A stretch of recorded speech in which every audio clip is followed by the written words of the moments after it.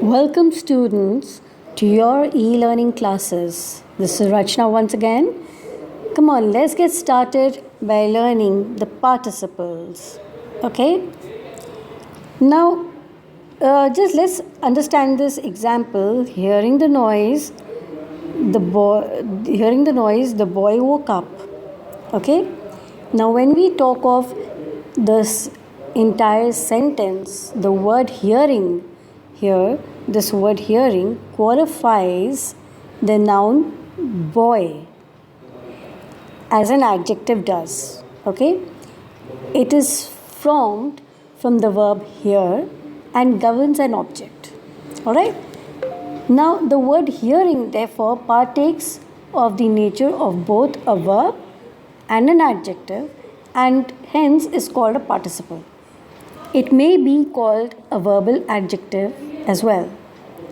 Now, how would you then define a participle? A participle is that form of verb which partakes the nature of both a verb and of an adjective. Alright? Or you can even say, in short, that a participle is a word which is partly a verb and partly an adjective. Right? Now, what you need to understand here and note clearly is that the phrase hearing the noise, which is introduced by a participle, is called a participle phrase. Right? This hearing the noise. Clear?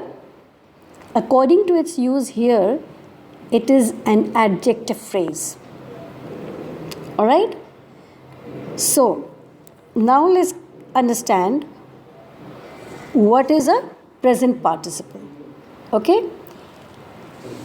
The present participle, like we have over here in this example, we met a girl carrying a basket of flowers. Okay? Now what happens here? In this above example, right, what is usually called is the present participle, okay, which ends in ing. It is ending in ing, like carrying over here, right? It is ending in ing and represents an action as going on or an incomplete or imperfect action, okay. Now, if the verb from which it comes is transitive, it takes an object, right?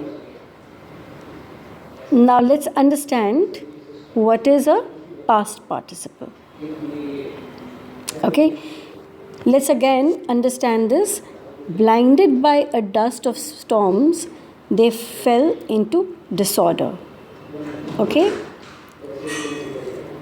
now when we are talking of this particular example, right, what we understand from this is that it is in the past tense. Okay, now it represents a completed action or state of the thing spoken of. Okay, you need to also know that it will be noticed that the past participle, they usually end in ed, d, t, en or n. Okay? Now we have perfect participle. Having found its mother, the puppy seemed happy again.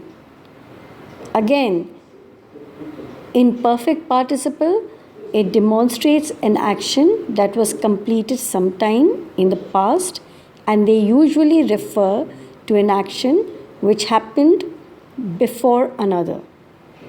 Alright? So this is what we understand by participles. Okay? I hope that this has given you a brief overview, I know, but I'm sure you must have understood by this. And again, I hope that you will go through the remaining videos and then get ready for your next paper, right? For your next assignments to come over. Now what I can even do this, that when you are going through these participles, we can have a few more of your the examples, like when you are speaking of the present participle over here, right? You can have another example like loudly knocking at the gate, he demanded admission. Okay? Or the child thinking all was safe, attempted to cross the road. Here again you have knocking or thinking, yeah, which is showing you a present participle.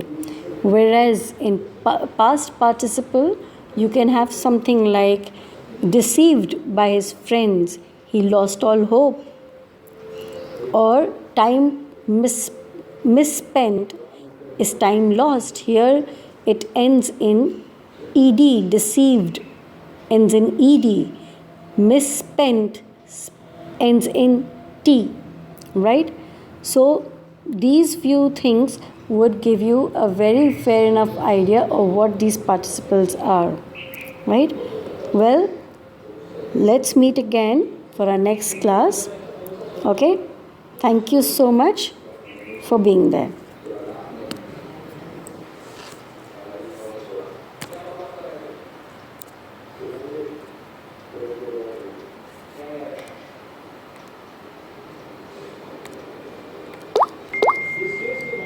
Thank you, everyone. See you again.